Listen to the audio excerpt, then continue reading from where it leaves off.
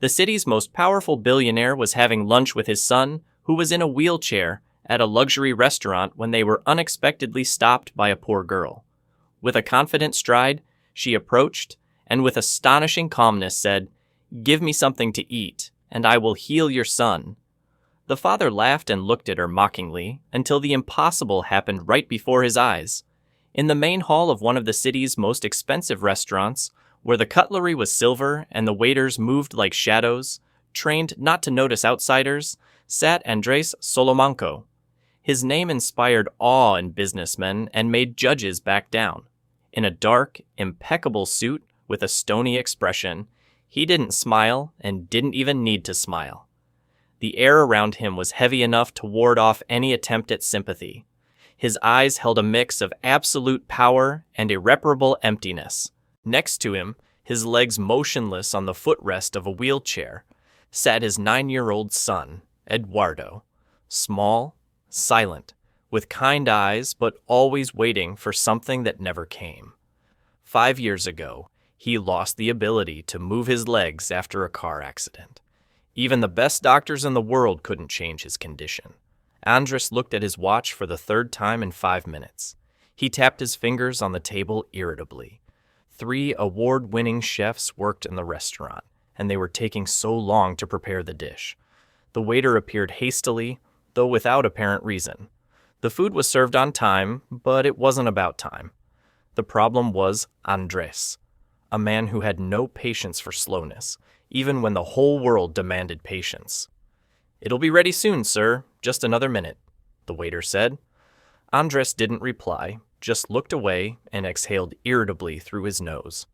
Across the table, Eduardo silently watched everything happening. He twirled a straw in his juice, appearing distracted. He didn't look upset, perhaps already used to it. The entire restaurant showed almost ceremonial respect to this man who bought shares as if they were bread. But that day, something unexpected descended from the marble stairs at the main entrance.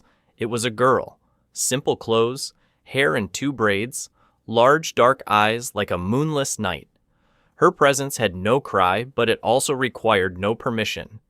She walked between the tables as if crossing an open field, ignoring the astonished glances of the patrons.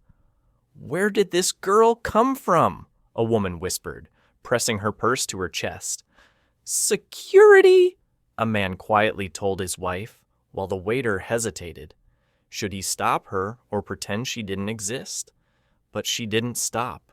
Her bare feet barely touched the floor, but each step seemed to mark territory. It was as if the restaurant, with its rare wines, linen tablecloths, and arrogant haughtiness, was defying something much stronger than luxury. When the girl approached Andres and Eduardo's table, she stopped and looked at them as if she already knew. Eduardo slowly raised his eyes and for a second held his breath. There was something about this girl that he couldn't name, but he felt. Andres, on the other hand, raised an eyebrow, preparing a sharp retort with which he usually dismissed strangers with the same coldness with which he fired directors. But before a word could escape his lips, the girl spoke. Her voice was quiet yet confident, clear, full of determination. "Give me something to eat. I will heal your son." The silence that filled the hall after these words was different from any other silence ever felt in that restaurant. It wasn't the respectful silence of business meetings, nor the impolite silence of reserved clients. It was an almost supernatural silence, heavy in the air, as if even the crystal chandeliers hesitated whether to shine too brightly. The girl stood motionless, her eyes fixed on Andres, as if she hadn't uttered something unthinkable. Eduardo didn't blink. There was too much hope in his gaze to ignore, but Andres felt his blood boil inside. "This must be a joke," he muttered, leaning back in his chair with a cynical and venomous smile. "Do you understand what you're saying, girl? Heal my son with what? Your dirty hand?" The girl didn't answer or move, but simply continued to look. This irritated him even more. "Do you think this is some reality show? Do you think you know more than the best doctors on the planet, whom I've been paying for 5 years to make him take at least one step?" His voice rose. He no longer cared about their gazes. He was too angry to be polite. Eduardo quietly tugged his father's arm. "Dad, just listen to her." Andres sharply pulled his arm away. "No, Eduardo, this is a scam. This is one of those who exploit other people's pain. She's trying to trick us. Waiter!" he shouted, hitting the table hard. "Get this farce out of here before I throw her out myself." The waiter hesitated, not knowing what to do. Nobody here knew. After all, she was just a girl, thin, barefoot, with the voice of someone who carried more certainty than years. Even the maître d', accustomed to dealing with billionaires and celebrities, didn't know how to act in such an absurd situation. But then the girl spoke again. "I'm not lying," she said with the same calm confidence, now looking directly into Eduardo's eyes. "May I give a small demonstration?" Before Andres could stop her, she stepped forward.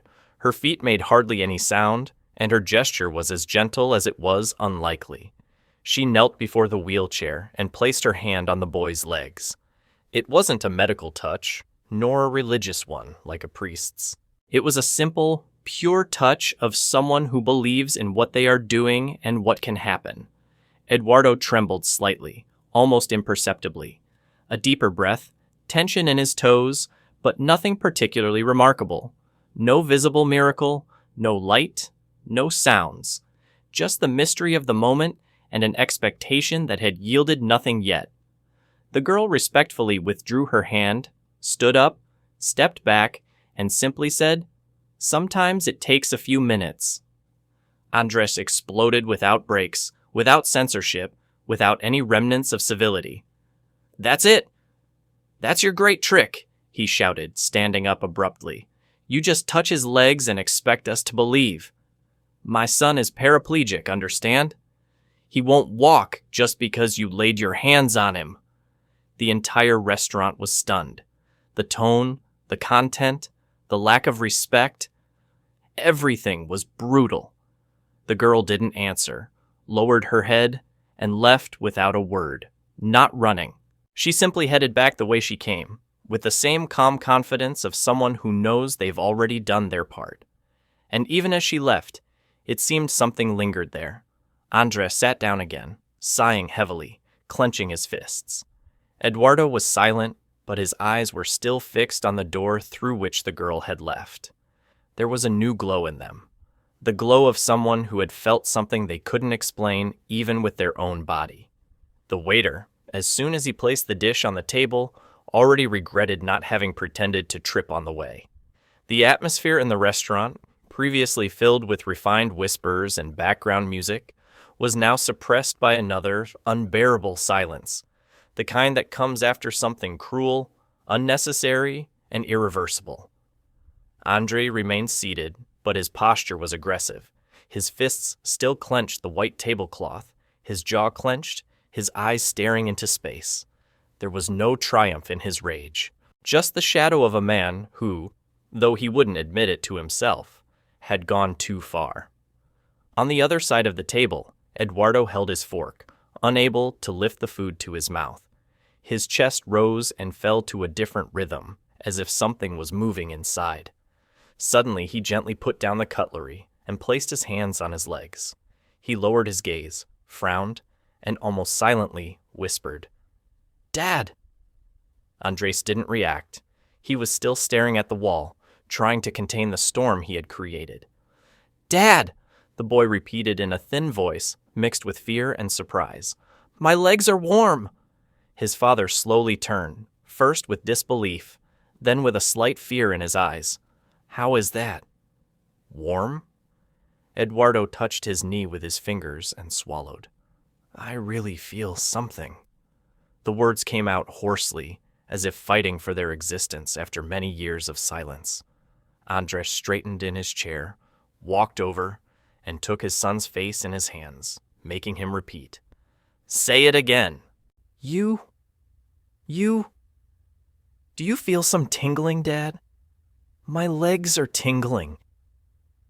It's not strong, but I feel something. The world seemed to stop. Andres recoiled as if he had been punched in the stomach. His arrogance, contempt, and conviction of being deceived crumbled with a single whisper from his son. He jumped up so abruptly that his chair overturned.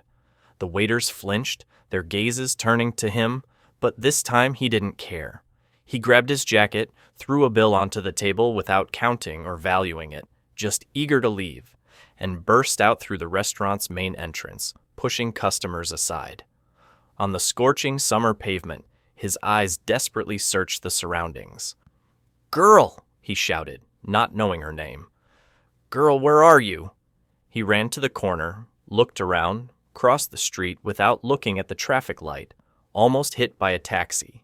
Turning his head in all directions, like someone lost within himself, he called, pleaded, ran to the square opposite, searched in the shadows of every tree, but there was no trace. Not a single girl, not a silhouette, only his own voice echoing, bouncing off the city walls. Sweat beaded on his forehead, but he didn't stop. His heart seemed stuck in his throat. "Please, come back," he muttered, without arrogance, without control, without anything. Just a broken man facing something he couldn't understand. What hurt most was not that he had driven her away, but the thought that she had been right there, in plain sight, and he had treated her like trash, a threat, madness. And now Eduardo was saying he could feel his legs after 5 years. 5 long years. When Andres finally returned to the restaurant, the table was empty, the dishes cold. Eduardo was just looking out the window. There were tears in the boy's eyes, but they weren't tears of sadness. "She's gone, right?" he asked, without taking his eyes off the street. Andres slowly sat down, defeated. He ran a hand over his face, as if wanting to erase the person he had been until that moment. "She was real, son, and I couldn't see it." He said nothing more, because there were no words left. Only the heavy certainty. He had missed the only real chance to see his son walk again. In the following days, Andres Salamanca ceased to be the untouchable and calculating billionaire. He became a man on the verge of a breakdown. He wandered the city like a madman, obsessed, horribly guilty. He hired detectives, reviewed security camera footage from restaurants, metro stations, public squares. He bribed bus terminal employees, searched in shelters, hospitals, churches, back alleys, didn't sleep, and barely ate. The calls were frantic. With each call, his voice grew more desperate. "We'll pay any price. Just find that girl. She's about 9 years old, dark skin, dark hair, expressive eyes. Check again. Look in the streets.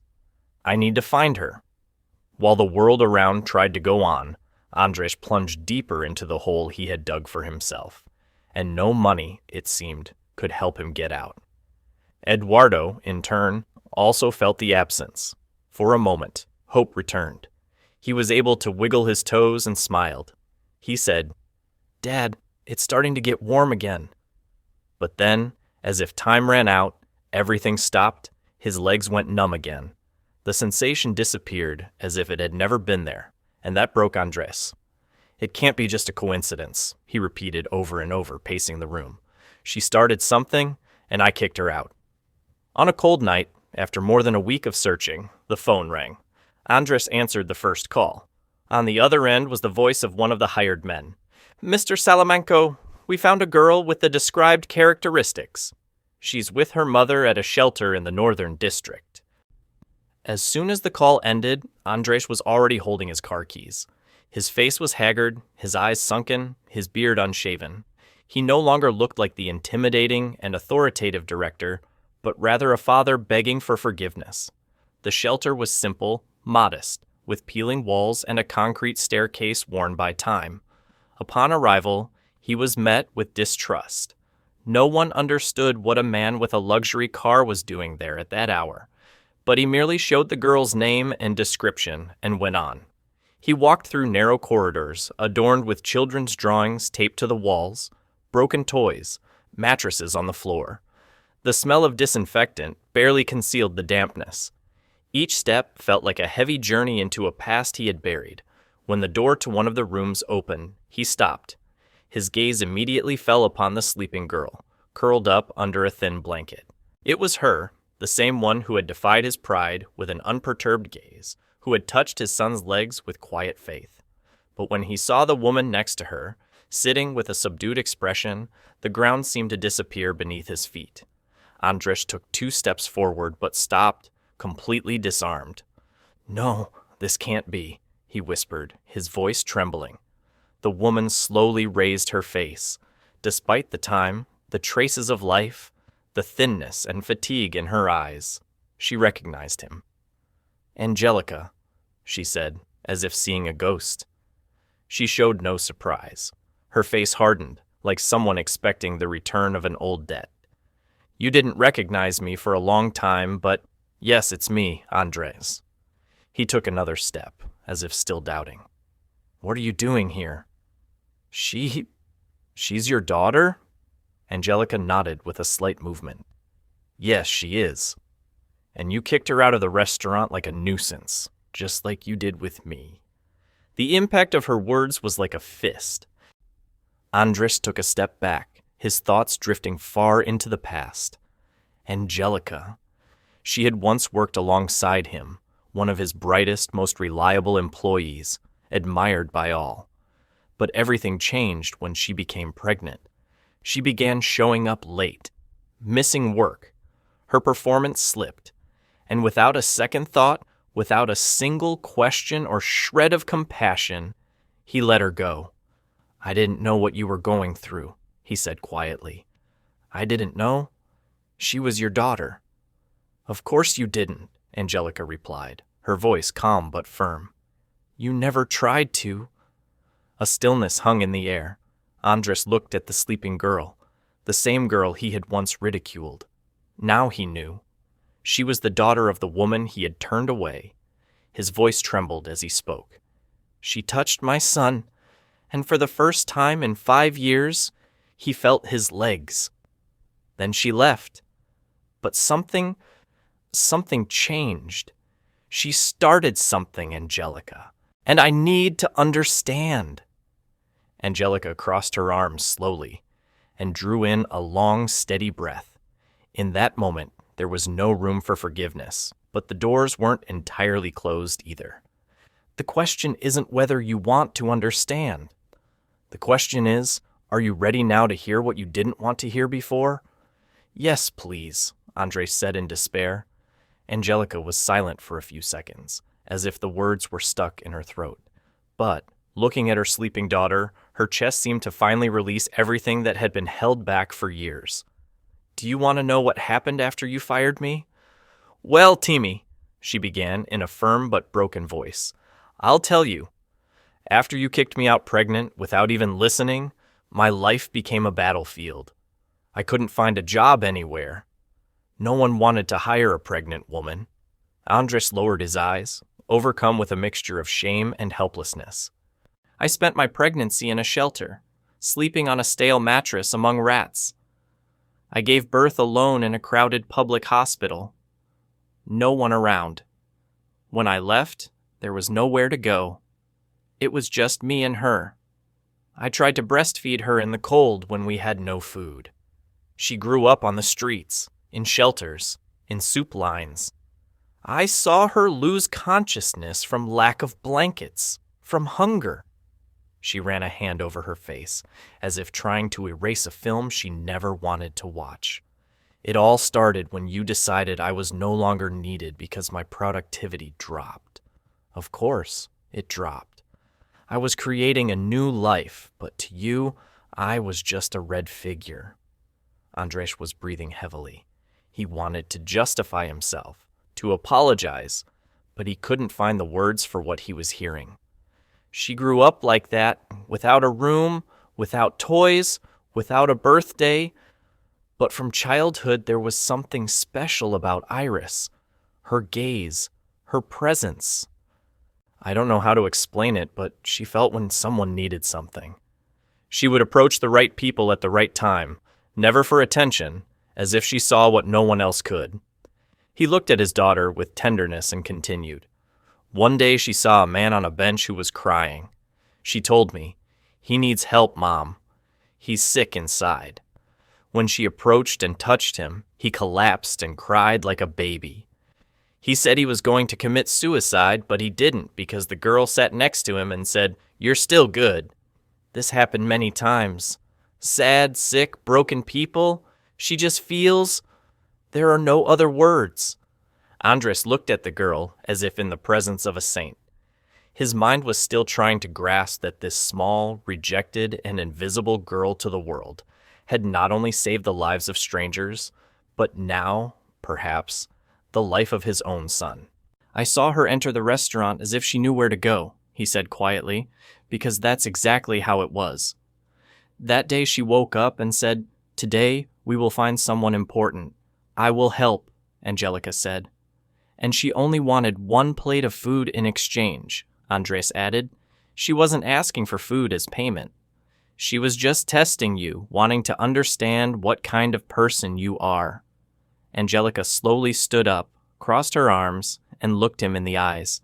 "And even after everything, not knowing that you were the one who took away our support, she chose to help your son, because she holds no grudge. She has a purpose, and you had a chance to see it, but you cast her out like a swindler." Andres stepped forward. His voice was choked. I know what I did. I ruined everything. But I want to ask for a second chance not to forget the past, but to start over." Angelica maintained a firm gaze, not answering, but this time her harshness was different. There was a new kind of weariness, of someone who had fought too long and simply wanted rest inside. "Come with me," he said, "both of you. This is not charity or alms. This is what you deserve. This is what I must do." The silence that followed didn't last long. Iris, who had woken up just moments before, listened silently. When Andres finished, she simply looked at her mother, then at him. "Can we go, Mom?" That was all she said, but it was more than any word of forgiveness. Night slowly fell upon Andres Solomanco's estate, as if the sky hesitated whether to extinguish the day entirely. It was strange to see the house so lit up, but not by luxury. For the first time in many years, this huge house with straight lines and cold walls seemed to be a repository not only of wealth, but of hope. When Angelica and Iris crossed the threshold, Andres offered to show them the rooms, but Iris merely looked calmly and said, "I want to be with Eduardo for a while, just the two of us in his room." Andres pondered for a moment, surprised by the girl's determination, then simply nodded and pointed the way. "Of course. Make yourselves at home. I'll be here if you need anything." Iris stepped lightly, as if she knew exactly where to go. She didn't ask for help and didn't look back. She walked through the corridors with soft steps, as if she knew this place, though she had never been there before. She wasn't intimidated by the expensive paintings, Persian rugs, European-designed furniture. It seemed the atmosphere couldn't influence her, as if her presence shifted the power of that space. Eduardo sat on his bed in his room, looking out the window. Hearing the door open, he didn't smile, but he wasn't surprised either. It was as if he had been waiting for her. She entered slowly, carefully closed the door, and looked at him as if asking permission before doing something. "Hi," she said quietly. "Hi," he replied, his voice more lively than usual. Iris walked to the bed and sat on the floor in front of him. For a few seconds, she was silent, just observing. Eduardo lowered his gaze, embarrassed. "My legs stopped feeling again," he said sadly. "They just went numb." Sometimes the soul needs a little more time to wake up inside. The girl took his small, fragile hands and held them firmly with surprising strength. "Do you trust me?" she asked. Eduardo nodded. "Since the restaurant, from the moment you looked at me." She smiled, and then with complete calmness placed her hands on his knees, closed her eyes, and was silent. The room fell silent. Outside, the gardens were still, lit only by moonlight filtering through the windows. Inside, only the breathing of the two could be heard, and suddenly something slowly changed. Eduardo's eyes widened. The sensation began with a slight warmth, then a gentle pressure, then something moving inside. "It's happening again. he whispered in a shaky voice. Iris remained silent, as if her energy flowed directly through her hands. Eduardo took a deep breath, his toes tensed, his muscles burned. He placed his hands on his legs, as if wanting to confirm what he felt with his touch. The tingling, really, it's a very strong sensation now. He pushed his legs down with effort. First one, then the other. The bed barely creaked. He leaned his hands on the armrest of the chair and strained with wide eyes. Iris watched him motionless, intently, and then he stood up. His legs trembled, his body swayed, but for the first time in 5 years, he was standing. "I'm standing," he repeated, as if he needed to hear it to believe. "You're already waking up inside and out," Iris said with a quiet smile. "I just reminded your body that it still knows how to walk." The door quietly opened, and Andret appeared in the hallway. He had been waiting outside, respecting the girl's request. But seeing his son standing in the middle of the room, his hands trembling in the air as if learning to fly, he fell to his knees. The shock was so great that there were no shouts or violent reactions, only strong, silent, desperate tears. He crawled to his son, hugged his legs, then his torso, then his face, as if wanting to hold every inch of this miracle in his hands. "Are you walking?" he repeated in shock. Eduardo cried, but smiled. "She's a superhero, Dad." "She woke me up from the inside." Andres turned his face to Iris, who calmly watched them without pride, without boasting, as if knowing that what mattered was not to be seen, but to be needed. And in that room, where no doctor, therapist, or scientist could enter, the girl created what no one else could. Without applause, without witnesses, only with faith. Andres was still on his knees when Eduardo, taking short, uncertain steps, helped him up. It seemed that now it was the son who was supporting the father, not with physical strength, but with the miracle that his legs and gaze carried. The man wiped his face, not knowing what to say, still overwhelmed by what he had seen. He wanted to thank, he wanted to apologize, he wanted to do everything at once, but Iris, sitting in the corner of the room, watched silently. Her face showed no delight, no vanity, no childlike joy, no triumph. Only deep calm, as if this was just the beginning for her. A few hours later, in the main living room of the house, Andres poured water with trembling hands. Angelica sat on the sofa next to her daughter, still unable to believe what was happening. Eduardo, leaning on a pillow, now smiled with the tranquility of someone who had regained something that seemed lost forever. Andres paced back and forth. He needed to say something, to do something, to break the silence with a gesture worthy of what had happened. "I don't know how to thank you," he began. "You truly changed everything. All my life I tried to control the world with money and influence, and nothing worked, but you two did the impossible." Angelica listened, but looked fixedly at Iris, as if she knew. The truly important answer would come from her daughter. "I don't just want to thank you. I want to act. I will give you everything you need. A cozy home, decent conditions, security, money, a job. As you deserve, Angelica. Iris, the best school, the best opportunities. Everything I can do, I will do. You deserve the world." The silence lasted only a few seconds, until Iris's gentle but astonishingly firm voice rang out, like a ray of sun piercing through the window. "We accept the help."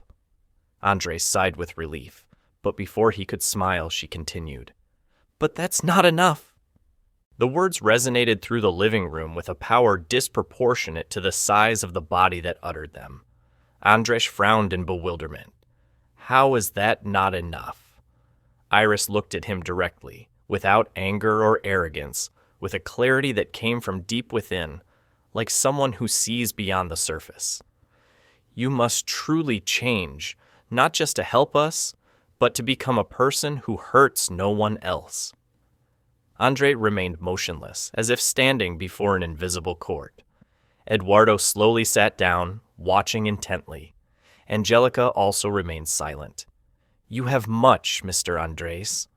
You have power, a voice, influence. But as long as it's only used to maintain the status quo, it's useless. You must teach your son what is right, show him that people make mistakes but can correct them, that money can help, but only if it supports those who have fallen, and that repentance cannot remain just a feeling. It must turn into action. These words were simple, but they cut deep. Andres felt something within him laid bare, but instead of defending himself, he simply lowered his gaze because it was the truth. Because he knew that perhaps this was exactly what he had always needed to hear. "You are right," he said with a trembling voice. "For the first time in my life, someone tells me this directly. I understand." Iris stood up, walked to him, and took his hand. "Your son has started walking. Now it's your turn." Then she released his hand with a light movement that weighed like a vow. The future had not yet taken shape, but at that moment, Andres knew. It wasn't enough to fix the present. It was time to rebuild the past with actions and perhaps become the person he should have been from the very beginning. Iris's words resonated within him as a silent but irresistible command. It wasn't about kindness, it was about restoration. And for the first time, with absolute certainty, he understood that the time for words had passed. What came next had to be visible, real, affecting other lives, like Angelica's life, Eduardo's own life, the life of that girl who, asking for nothing, saw in him a man still capable of change. In the following days, the first steps were almost timid but consistent. Andres started with his own company, where austerity and alienation had reigned for many years. He called directors, gathered departments, requested reports on former employees dismissed for dubious reasons.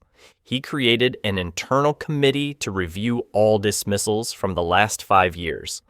"I want to meet every person who experienced injustice here, and I want to look them in the eyes," he said, addressing a full room of stunned executives. The news spread like a shockwave through the corridors. Employees who used to lower their eyes when he looked at them now looked with curiosity and silent respect. But Andres didn't stop there. He collected profits from the last decade, reviewed investments, cut personal extravagances, and donated millions to organizations helping single mothers, vulnerable women, and children in shelters. He didn't announce it on social media, didn't hire PR agencies. He did it silently, consciously. Eduardo accompanied him in many of these endeavors. They began visiting shelters, clinics, and public schools together. The child, now able to walk, though with some uncertainty, began to ask many questions. He wanted to understand why people were there, why some places had no beds, why some children had no parents. Andres answered as best he could, and when he didn't know what to say, he simply listened. It was the first time in many years that he learned more than he taught. "Dad, will we keep doing this?" Eduardo asked after a visit to an NGO that cared for children with disabilities. Andres looked at his son with tear-filled eyes. "For the rest of our lives, son, now we live for this." And they truly lived. Together, they created a child rehabilitation program, provided free physical therapy, and expanded shelters. Andres began offering scholarships at his company. He introduced a contractual provision mandating that places be reserved for mothers starting new lives. He became a different person, but more than that, a person becoming who he was meant to be from the very beginning. Sometimes, in the midst of meetings with community leaders or visits to social projects, Andres would look at Eduardo with surprise and think of Iris. She asked for nothing, demanded no applause, simply stood by her mother, learned in silence, observed from a distance, but her presence was felt in every movement, as if the transformation had begun with her and continued to spread in invisible but powerful circles. Over time, people began to notice. Journalists investigated the changes. Business partners were distrustful. Some criticized, others mocked. But Andres no longer cared. For the first time, his reputation was built not on numbers, but on something much more valuable: truth. He wasn't seeking public redemption. He was seeking real impact, and found it in every handshake, in every restored home, in every gaze filled with hope. The sun was high when Andres parked his car in front of a single-story house, freshly painted, with large windows and a small garden with newly planted flowers. It was a calm morning, but something in the air made it seem as though time had slowed down for this moment to unfold. In the back seat, Iris and Angelica looked out the window, not knowing where they were going. Eduardo in the front seat was smiling. His eyes glowed with anticipation. "Where are we?" Angelica asked, frowning. Andres got out of the car, went to the door, and ceremoniously opened it for them. "I want to show you something," he said. "Something that belongs to you." They both got out, puzzled, walking side by side. At the entrance, Andres handed Angelica a set of keys. "This house was custom built. Every wall, every detail is yours. Not out of pity, but because you deserve to start anew together, respecting the history you carry within you." Angelica's eyes widened. For a moment she was speechless. She ran her hand over the gate, then over the wood of the door. "It's real. Everything is real. This is for us," she whispered. "For you." "And that's not all," Andres continued, gently opening the door. Inside was a lively home, a bright living room, a kitchen with fruit in a vase, 2 bedrooms. One of them had light blue walls, filled with books, simple toys, and a desk by the window.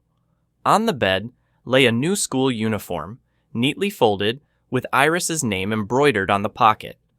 "She can study wherever she wants. Already enrolled. And you, Angelica." He took an envelope from his pocket and placed it in her hands. "You have a guaranteed job, not as a favor, but because your abilities always deserved a dedicated place." She slowly opened it. It was a fair and dignified contract with a decent salary. For the first time, she wouldn't have to choose between survival and caring for her daughter. Iris walked to the center of the room and calmly looked around. Then she looked at Andres, who was now silently watching her, waiting for any sign, gesture, word, or smile. She walked slowly, looked up, and said, "The house is beautiful, the job is fair, the school is wonderful, but none of that is the most important thing, right?" Andres was confused. She shook her head. "The most important thing is the changes you are making not only in our lives, but in all the lives you can still reach." This phrase fell upon him like a blessing. There was no accusation, no reproach, only the calm recognition of someone who had seen the seed sprout and now observed the fruits. Eduardo walked over, took the girl's hand, and with shining eyes said, "You're like a spark, You light people up from within." Iris smiled. "We just need to remind people who they were before they forgot." Andres took a deep breath, looked at the sky, then at the girl who had defied him, healed him, and liberated him. He respectfully embraced Angelica, and gratefully, Iris. And there, in the silence of the four, in a new house built on the ruins of old mistakes, something was completed that no amount of luck could buy. It was a new beginning, but above all, an acknowledgement of truth and the value of people, humility, and faith. And it all began with a girl who simply asked for a plate of food in exchange for a miracle. If you like the content, don't forget to subscribe to the channel to watch more such videos. Like to support us, and turn on notifications so you don't miss new content. This helps us continue to create the best for you. Until next time.